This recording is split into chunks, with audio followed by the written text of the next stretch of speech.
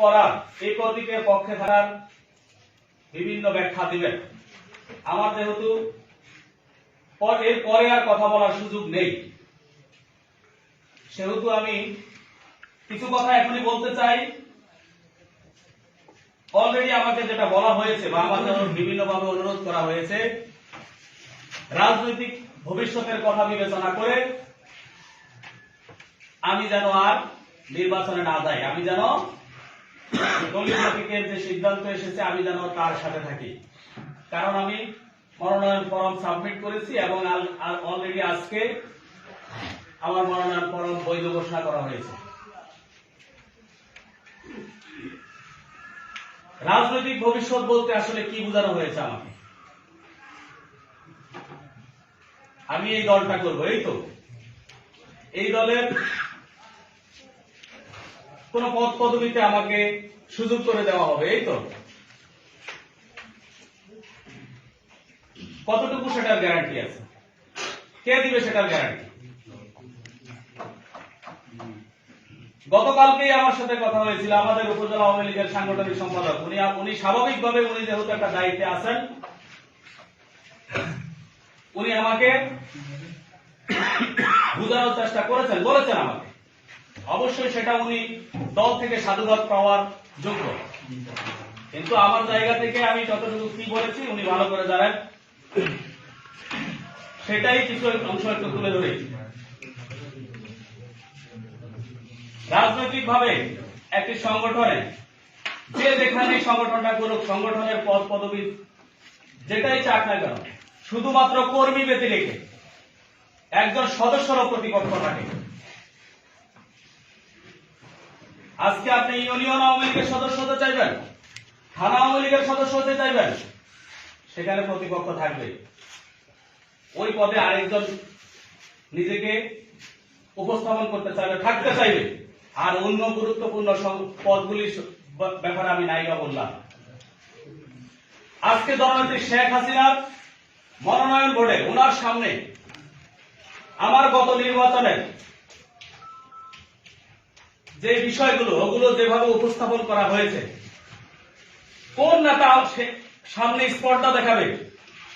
জননেত্রী শেখ হাসিনা আমার ওই অপরাধের কারণে, আমার ভুলের কারণে আমাকে পানিশমেন্ট দেওয়ার পরে কোন নেতা স্পর্ধা দেখাবে আমার দলের কোথায় আমাকে পদায়ন করবে?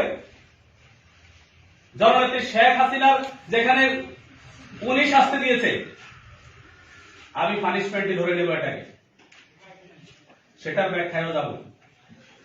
জননেত্রী শেখ হাসিনার এই সিদ্ধান্তের পরে আমাদের দলীয় জেলা বলেন উপজেলা বলেন, কে সেই স্পর্ধা দেখাবে যে জননেত্রী শেখ হাসিনা যেখানে তাকে মনোনয়ন দেয় নাই, কি কারণে? আমি যতদূর মাঠে জেনেছি, যতদূর আমি তলিয়ে দেখেছি, আমি গত নির্বাচনটা কেন স্বতন্ত্র করলাম, এই কারণে। ঠিক একই কারণে দলের দায়িত্ব আমাকে দিবে, সেটা উপস্থাপন হবে না, এটার গ্যারান্টি কি? হ্যাঁ বলতে পারেন, তাইলে উপজেলা যুবলীগের পদ পেয়েছেন না? পেয়েছি তো। এখন যদি পানিশমেন্ট দিবে তখন কেন আমি পদ পেলাম, সে প্রশ্ন তো আমার আসতেই পারে, আসতে পারে না? আপনাদের কাছে কি এই যুক্তি বা আপনারা কি ফেলে দিবেন এই যুক্তি?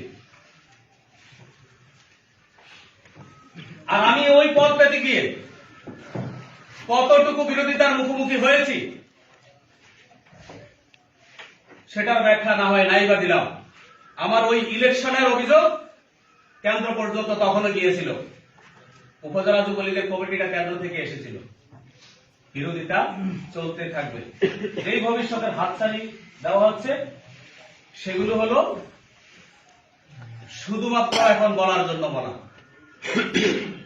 এটার আরো উদাহরণ দিব। 2011 সাল ইউনিয়ন পরিষদ নির্বাচন, পরবর্তীতে বলা হবে যে পরবর্তী সামনে আরো নির্বাচন আছে, তুমি নির্বাচন করতে পারবে। কে দিবে সেই সুযোগ? 2011 সাল যখন নির্বাচন, সেই নির্বাচনে দলীয় প্রার্থী বিবেচনা করা হয়েছিল হুমায়ুন কবির মজুমদার, হুমায়ুন কাকাকে। আমার দোকান ধর আমি ছেড়ে দিয়েছিলাম, আমার দোকানে নির্বাচনী অফিস ছিল। আমার বাবা দল থেকে সরে যাওয়া বলতে ওনার দায়িত্ব থেকে অব্যাহতির পর উনি যেহেতু শারীরিকভাবে একটা পর্যায়ে অসুস্থ হয়ে গিয়েছিল, এই অসুস্থতা নিয়েও কিন্তু উনি আমার দোকানে বা ওনার দোকানে বলবো ওখানে গিয়েছিল। কার টানে? দলের টানে। কার টানে? প্রিয় ছোট ভাই হুমায়ুন কবির মজুমদারের টানে। নির্বাচন আমরা করেছিলাম, মনে প্রাণে করেছিলাম ওনার। পরবর্তীতে ওই নির্বাচনের সময় আজকে ওই নির্বাচনের রাজসাক্ষী এখানে উপস্থিত শফিউল আলম স্বপন, উনিও প্রার্থী ছিলেন আনারস প্রতীকে। নির্বাচনের ঠিক 2 দিন আগে বা 3 দিন আগে ওনাকে কিন্তু বুঝিয়ে সুঝিয়ে নির্বাচন থেকে সরিয়ে নেওয়া হয়েছিল।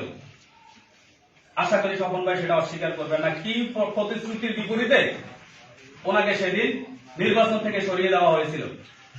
পরবর্তী ইলেকশনে আপনারা কি নৌকা প্রতীকে শফিউল আলম স্বপনকে কি আপনারা মূল্যায়ন করেছেন?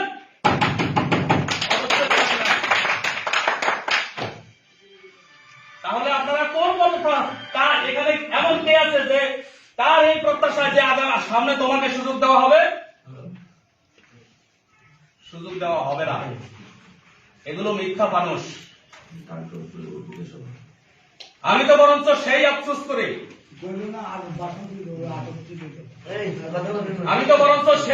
করি, আমার বাবা যেই সংগঠন করেছেন, সংগঠনের যত সংগ্রাম দিয়েছেন, আমি না হয় একটা ভুলে করেছি, সেটা আমার বাবার মৃত্যুর পর। আমি জানি না আমার বাবা জীবিত থাকলে আমাকে তখন কি সিদ্ধান্ত নিতে দিতেন, কি কি করা হয়েছে আমার সাথে, কি আচরণ হয়েছে আমার সাথে, আমি আজকে সেটা আলোচনায় নাই বা আনলাম। আমি আওয়ামী পরিবারের সন্তান, ভুল শুধু করেছি, নির্বাচন করেছি। নির্বাচন করে কি আমি অন্য দলের কারো হাতে আমি এই চেয়ারম্যানশিপ দিয়ে দিয়েছি?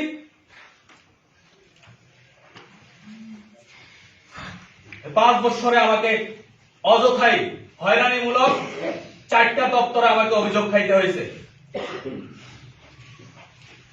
আমার অপরাধ, আমি কেন সিদ্ধান্তের বাহিরে চলি, আমি কেন সিদ্ধান্তের বাইরে গিয়ে নির্বাচন করলাম, আমি কেন সিদ্ধান্তের বাইরে গিয়ে রাজনীতি করছি। আমার রাজনীতির প্রায় আমি বললাম তো শেষ পর্যায়ে, আমি উপজেলা আওয়ামী লীগের সাধারণ সম্পাদক মহোদয়ের কাছে অনুমতি চেয়েই আমি শুরু করেছি। খুব বেশি বড় হবো না, তবে আমার রাজনৈতিক জীবনের খুব সম্ভবত সমাপ্তি ঘটতে যাচ্ছে। আমি আমার বক্তব্যটুকু দিয়ে এখান থেকে গেলে আর জানি না ভাগ্যে কি হবে। আপনারা আমাকে বলবেন যে দল যে সিদ্ধান্ত নিয়েছে, নেত্রী যে সিদ্ধান্ত নিয়েছে, আমাদের মাননীয় প্রধানমন্ত্রী এখানে কয়জন প্রার্থী গেছিল? 8 জনের মধ্যে কাউকেই ছিল না। তাহলে দল যে সিদ্ধান্ত নিয়েছে এটা বলেন কেন? বলেন আমাদের যাদের সুযোগ ছিল আপনাদের নাম প্রেরণ করার, আমরা যে সিদ্ধান্ত নিয়েছি আপনারা সেটা মেনে নেন। এবার আসেন আপনারা কি সিদ্ধান্ত দিয়েছেন।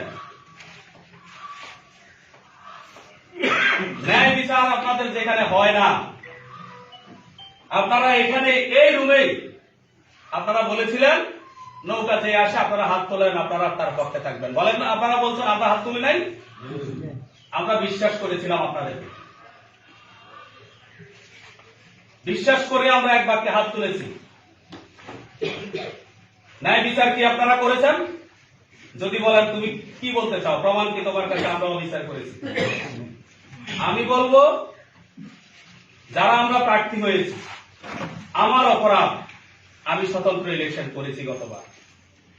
বাকি যারা প্রার্থী ছিল তারা কি দোষ করেছিল? সংগঠনে কি তারা, আমি পলাশকে খাটো করছি না, আমি বাস্তবতা তুলে ধরছি। সংগঠনে কি তাদের পলাশের চেয়ে কম অবদান ছিল? সংগঠনের গুরুত্বপূর্ণ দায়িত্বে তাদের দীর্ঘদিনের শ্রম ঘাম দিয়ে, তাদের সর্বস্ব উজাড় করে দিয়ে আজকে যদি তাদের মধ্য থেকে কেউ মনোনয়ন পেত, আমি বলতাম যে সংগঠনে আপনাদের ন্যায় বিচার প্রতিষ্ঠিত হয়েছে, মিনিমাম অন্তত একটা ন্যায় বিচার হয়েছে। আপনারা রানিং চেয়ারম্যানকে বাদ দিয়েছেন একটা অপরাধ। অপরাধটা কি? আমি নৌকার বিরুদ্ধে ইলেকশন করেছি। করে নাই আর কেউ? 2016 সাল, 2019 সাল তো আছে, করে নাই নৌকার বিরুদ্ধে কেউ ইলেকশন? এই ইউনিয়নে করে নাই কেউ? আমি তো করেছি ইউনিয়নে। উপজেলার যে নৌকাটা দিয়েছিল সেটা বঙ্গবন্ধুর নৌকা, জননেত্রী শেখ হাসিনা স্বাক্ষরিত নৌকা ছিল না? ছবি দেখতে চান? নৌকার বিরোধিতা কারা করেছে ছবি দেখতে চান আপনারা? আমার অপরাধ, আমি নৌকার বিরোধিতা করেছি। আমি নৌকার বিরোধিতা করে যদি আমি অভিযুক্ত হতে পারি, আমি অপরাধে হতে পারি, তাহলে অন্য যারা সার্বক্ষণিকভাবে নৌকাকে ডুবানোর জন্য নৌকার বিরুদ্ধে প্রার্থীর সাথে, যিনি তখন বিরুদ্ধে প্রার্থী ছিল উনি সংগঠনের সক্রিয় লোক না, উনি ওনার ইলেকশন করতেই পারেন। কিন্তু যারা বলেন যে আমরা এই উপজেলার আওয়ামী লীগের রথী মহারথী, আমরা আওয়ামী লীগকে এই করেছি ওই করেছি, আপনারা মিলে সেই নৌকাকে ডুবানোর চেষ্টা অনেকে কি করেন নাই? আজকে যিনি প্রার্থী আছেন তার কাছেই বরঞ্চ আমি উত্তর চাইব, নৌকার বিরোধিতা কি তুমি করো নাই? নৌকার বিরোধিতা কি তোমার বাবা করে নাই? কই আমার বাবা তো আমার জীবদ্দশায় নৌকার বিরোধিতা করে নাই। হয়তো আমি যখন আমার বাবা জীবিত থাকতো, যদি আমি যখন ইলেকশন করেছি, আমি জানি না উনি আর কি সিদ্ধান্ত নিত।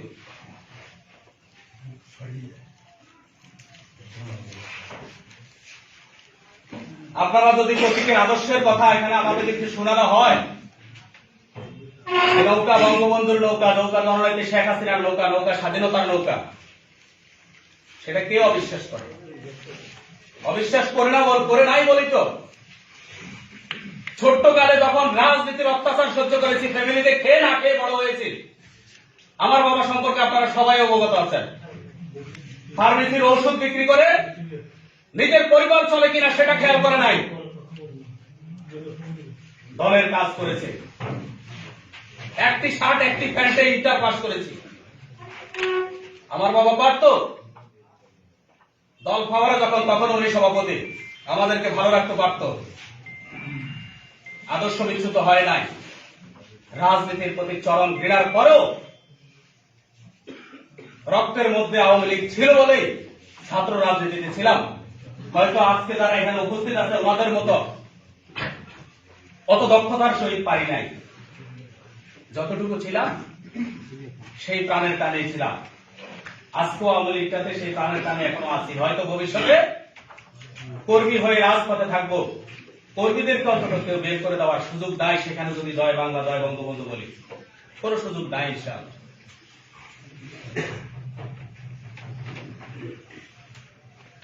আজকে যারা নৌকার আদর্শের কথা বলেন, আমরা তো এও শুনি এই নৌকা বিক্রি হয়, দরদাম করে বিক্রি হয়। লজ্জা লাগে। খান সাহেব একটু আগে লজ্জার কথা বলেছি কি, সেগুলোর ব্যাখ্যা গেলাম না, ওনাদেরকে শ্রদ্ধা করি। আমি আমার কতটুকুই বলি, ওনাদের কথা বলবো না, বরঞ্চ এটা লজ্জা লাগে যখন শুনি নৌকা বিক্রি হয়। ওখানে আদর্শ থাকবে না। আমাদের বেলায় এসে আদর্শের বাণী কেন শুনল? আদর্শ তো থাকলে সব কাপ তো বটন থাকতে হবে। আদর্শ শুধু আমাদের তৃণমূলে আমরা যারা আছি সেখানে আদর্শের কাহিনী শোনানো হবে, গান শোনানো হবে, অন্য কোথাও আদর্শ শোনানো হবে না। কেন সেটা? আজকে যারা আমি ভিডিও ফুটেজে ক্লিয়ার আছে, খুব বেশি দিন হয় নাই নৌকা প্রতীকের প্রার্থী উয়ারুকে পদার্পণের পর যারা নৌকার জন্য মিছিল করেছে, ঠিক তাদের মধ্যে অনেকে নৌকার বিরুদ্ধে আগুনও জ্বালিয়েছে রাস্তায়। নৌকার বিরুদ্ধে বলবো না, জননেত্রী শেখ হাসিনার সিদ্ধান্তের বিরুদ্ধে আগুন জ্বালিয়েছে, ভিডিও ফুটেজ তাই বলে।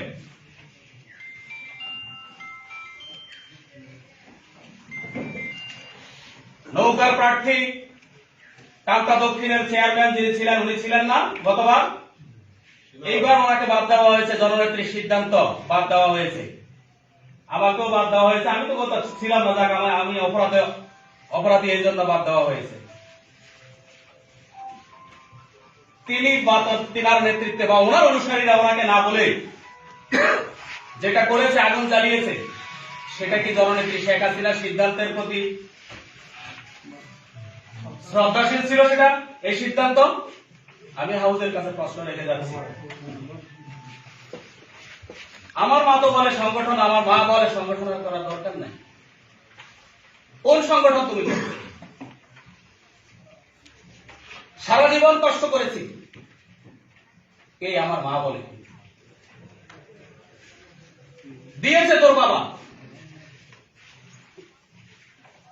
যাদেরকে দিয়েছে তাদেরকে আরো দিতে হবে। অপরাধ মূলত হলো তাদের মতের সাথে মিল রেখে কেন রাজনীতিটা করি না।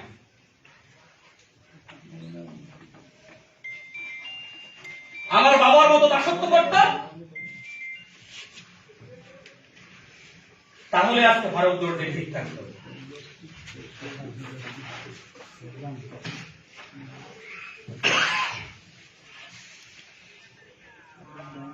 আজকে নির্বাচন শুরু হয়েছে, আপনারা নির্বাচন করবেন, দলীয় প্রতীক যেহেতু দিয়েছে, আপনাদের প্রত্যেকের দৃষ্টিভঙ্গি অনুযায়ী আপনারা নির্বাচনটা করবেন। বলেন, বরঞ্চ আমি আজকে এসেছি, আমার মনে হয়েছে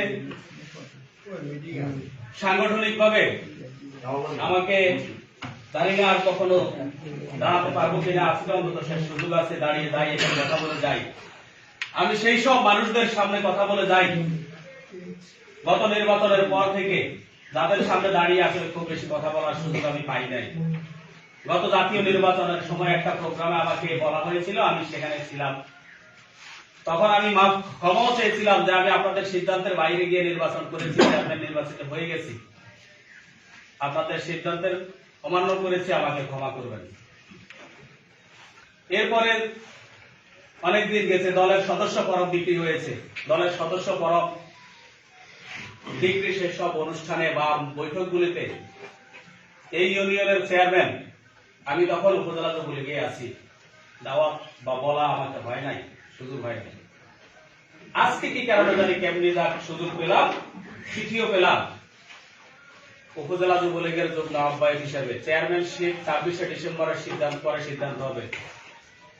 অভিযোগ করবো না, কারণ আসার পর আপনারা প্রত্যেকে আপনাদের বক্তব্যের সময় বলেছেন চেয়ারম্যান, এখানে কিন্তু চেয়ারম্যানশিপটুকু কেটে দেওয়া হয়েছে, নাই। যার নির্বাচন চলুক। আমার যেই কথাগুলি বলেছি, যদি নৌকার বিরোধিতা অন্যদের করার পরেও পুরস্কৃত হতে পারে, যদি দলের সিদ্ধান্তের বাইরে যাওয়ার পরেও অন্যরা পুরস্কৃত হতে পারে, যদি আমার ভবিষ্যতের আসলেই আমার রাজনৈতিক ভবিষ্যৎ আমাকেই চিন্তা করতে হবে, আমাকেই ক্যালকুলেশন দিতে হবে, যোগ বিয়োগ আমাকেই দিতে হবে। কে আমাকে সত্য বলে কে মিথ্যা বলে সেটা নয়। আমি আমার যোগ বিয়োগে যদি দেখি আসলে ভবিষ্যৎ বলে কিছু নেই, আসলে পারিবারিক ভাবে হোক যেভাবে হোক রাজনীতিতে সংগ্রামের পরও ফাইনালি আসলে মূল্যায়ন নেই। দল চলবে, আমাদের এই ইউনিয়নে পরিবার কেন্দ্রিক। ভবিষ্যতের কোনো আশা যদি না থাকে, আমি চিন্তা বুঝে দেখি, তাহলে আপনাদের সাথে আজকে যেমন আপনারা বলেছেন, তাহলে হয়তো আপনাদের সাথে একমত হয়ে আপনাদের সাথে থেকে হয়তো নির্বাচনটা করার আমার সুযোগ হবে না। হয় নির্বাচন নিয়ে সিদ্ধান্ত নেওয়ার সুযোগ 6 তারিখ পর্যন্ত আছে। আমি যে কথাগুলি তুলে ধরেছি, আমি আমার নিজের কাছে যদি এই কথাগুলির উত্তর আসলে সদুত্তর পাই, তাহলে বিবেচনা করে দেখবো কি করা যায়।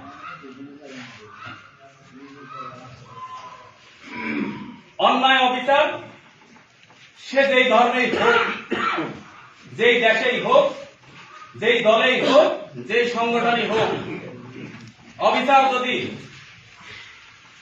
শুধুমাত্র মিথ্যা আদর্শের কথা বলে বলে আদর্শকে মানে এটাকে পুঁজি করে মিথ্যাভাবে উপস্থাপন করে করে সেটা যদি আসলে চালিয়ে দেওয়া হয়, সেখানে আমি হলফ করে আজকে বলে গেলাম, আপনাদের মধ্যে আপনারা যারা আছেন, আপনারাও একদিন সেই অবিচারের শিকার হবেন।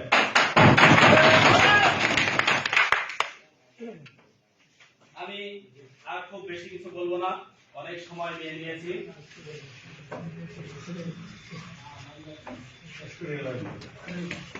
নির্বাচন শেষ পর্যন্ত যদি আমি দলের সিদ্ধান্তের বাইরে গিয়ে করি, তাহলে অলরেডি সিদ্ধান্ত তো 6 তারিখ। প্রিয় সাধারণ সম্পাদক মহোদয়, শাহরাস্তি উপজেলা আওয়ামী লীগ, প্রিয় সাংগঠনিক সম্পাদক বিল্লাল হোসেন তুষার ভাই, প্রিয় দপ্তর সম্পাদক শফিউল আলম স্বপন ভাই, প্রিয় ইউনিয়ন আওয়ামী লীগের সভাপতি সাধারণ সম্পাদক দল, নির্বাচন শেষ পর্যন্ত আমি কি করব সিদ্ধান্ত 6 তারিখ, কিন্তু এর পূর্বে ধমকাধমকি শুরু হয়ে গেছে।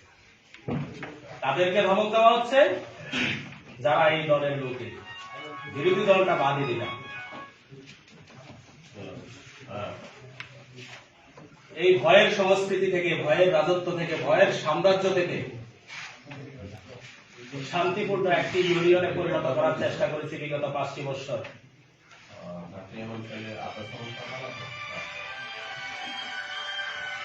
আমি অনুরোধ জানাবো আপনারা বা আমার পক্ষে কেউই কোন রকম অসদাচরণ করে, ধমকাধমকি করে, কোন রকম মিথ্যা প্রলোভন না দেখিয়ে, কোন রকম মিথ্যা না ছড়িয়ে, মানুষদেরকে বিভ্রান্ত না করে, বঙ্গবন্ধুর আদর্শ আসলে যেটাকে বলা হয় নিজের ভিতরে সেটা ধারণ করে মানুষের কাছে আপনারা সবাই যান। আমি যদি ইলেকশন অন্য কোন প্রতীকও করি, তারা আমার অনুসারীরাও যাবে। মানুষকে বুঝিয়ে নির্বাচন হবে, মানুষ যাকে ভালো লাগে তাকে ভোট দেবে। আমি সে কথা বলেছি। পলাশ, সেলিম কাকা সহ আমার সাথে কথা হয়েছে, গিয়েছে, আমাকে বলেছে সেটা তার দায়িত্ব। সে যেহেতু প্রতীক পেয়েছে, আমি যেহেতু সাবমিট করেছি, তার দায়িত্ব সে আমাকে বলা যে ভাই আপনি ইলেকশনটা না করে আমাকে এবার সহযোগিতা করেন, সমন্বয় করেন। আমি বলেছি আমি এতটুকু সমন্বয় যদি নির্বাচন শেষ পর্যন্ত করতে পারি, আসো তুমি আমি সহ এক মঞ্চে দাঁড়াবো, মানুষকে বলবো আমরা নির্বাচনে দাঁড়িয়েছি, এই রাজনৈতিক সংগঠন, এই রাজনৈতিক দল সৃষ্টি হয়েছে মানুষের কল্যাণে, জনকল্যাণে। আমরা জনকল্যাণে উভয় কাজ করতে চাই। আপনাদের যাকে ভালো লাগে আপনারা তাকে ভোট দেন। আমি কি খুব বেশি ভুল বলেছি? আমাদের মধ্যে হানাহানি হোক, শান্তিপূর্ণ ইউনিয়নে নতুন করে কোনো অশান্তি হোক, সেটা আমি অন্তত চাই না।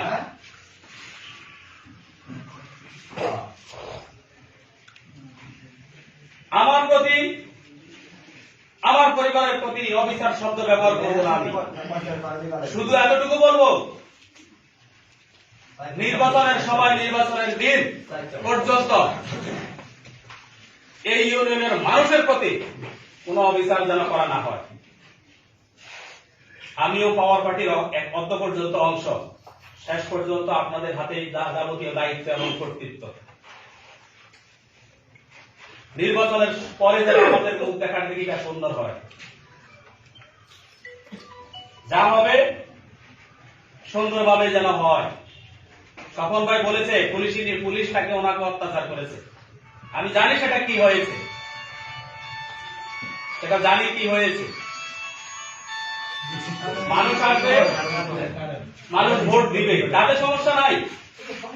কিন্তু আমি যদি কেন্দ্রে এসে অযাচিত কোন ভূমিকা রাখার চেষ্টা করি, আমি যদি কেন্দ্রে এসে মানুষকে তার রায় থেকে, মানুষকে তার সিদ্ধান্ত থেকে সরিয়ে আমার মতো সিদ্ধান্ত বাস্তবায়ন করতে বাধ্য করি, জননেত্রী শেখ হাসিনার প্রশাসন কেন সেটা বরদাস্ত করবে? জননেত্রী শেখ হাসিনার প্রশাসন ন্যায় বিচারের প্রশাসন। আমি এখনো বিশ্বাস করি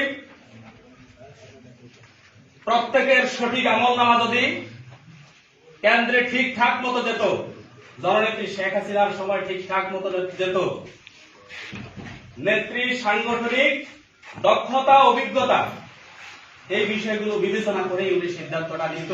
আমার বিশ্বাস নেত্রীর মনোনয়ন ভোট পর্যন্ত সেটা পৌঁছে নাই। আমরা যেহেতু সেটা দেখি নাই, আপনারা বলতে পারবেন না সব ঠিকঠাক হয়েছে, বলবেন না আপনারা। অনেকে মন খুলে বলবেন না, আমি জানি প্রার্থীদের মধ্যে অনেকে বলবেন না, কারণ আপনাদের মতো ধৈর্য, আমার মতো অধৈর্য আপনাদের না, আপনাদের অনেক ধৈর্য। আমি দেখেছি জাতীয় নির্বাচন গ্রুপিং রাজনীতির কারণে বলেছে জাতীয় নির্বাচনে খান সাহেব কাজ করেছে অনেকে, আবার আকামও করেছে। আমরা ধামাচাপা দিয়েছি। বিএনপি দলীয় প্রার্থীর সাথে কার সাথে ফোনে আলাপ হতো, ফোন কল রেকর্ড আছে, ফোনের সেই আমল নামা টান দিলে বের হয়ে আসবে। বিএনপি প্রার্থীর সাথে কার সাথে আতাত হতো। আমি বিব্রত করতে চাই না, আমাদের ওয়ার্ড আওয়ামী লীগের এক নেতার ছেলে দানের শীষে ভোট দেওয়ার অত অবস্থায় পাওয়া গেছে হাতে নাতে, সেটা আমরা ধামাচাপা দিয়েছি পরিস্থিতি নিয়ন্ত্রণে রাখার জন্য। কি কারণে? ভালো লাগে নাই 2016 সালে কেন পেয়ার ইলেকশন হয়েছিল, তারা দায়ী করে মেজর অবসরপ্রাপ্ত রফিকুল ইসলাম বীরত্ব ম্যানটিকে, তাই তাকেও হারিয়ে দেওয়ার জন্য জাতীয় নির্বাচনে অনেক অপচেষ্টা হয়েছে আমাদের এই দলে। সাধু সাবধান, আমাদেরকে আদর্শের কথা সবসময় শোনাবেন না, অনেক সময় অনেক ভুল আছে। আমি অনেক কথা বলে ফেললাম, স্পর্ধা নেবেন না, যেহেতু আসলে আমার সুযোগ হবে কিনা, আর এই জন্য অনেক কথাই যেগুলো আপনাদের ইগোতে রাখতে পারে, আপনাদের কাছে ক্ষমা চাচ্ছি। আপনারা আমার বাবার সাথে রাজনীতি করেছেন, অথচ আমি তার সন্তান হয়ে আপনাদের সামনে দাঁড়িয়ে এভাবে কথা বলেছি মনের আবেগটুকু জাস্ট উজাড় করে দিয়েছি। আপনাদের জন্য শুভকামনা থাকলো। বাংলাদেশ আওয়ামী লীগ এই দেশ আমাদের হাতে তুলে দিয়েছে। বাংলাদেশ আওয়ামী লীগের হাত ধরে এই দেশ আরো অনেক দূরে এগিয়ে যাবে। বাংলাদেশ আওয়ামী লীগের প্রতি শুভকামনা জানিয়ে আমি আমার বক্তব্য শেষ করলাম। জয় বাংলা, জয় বঙ্গবন্ধু।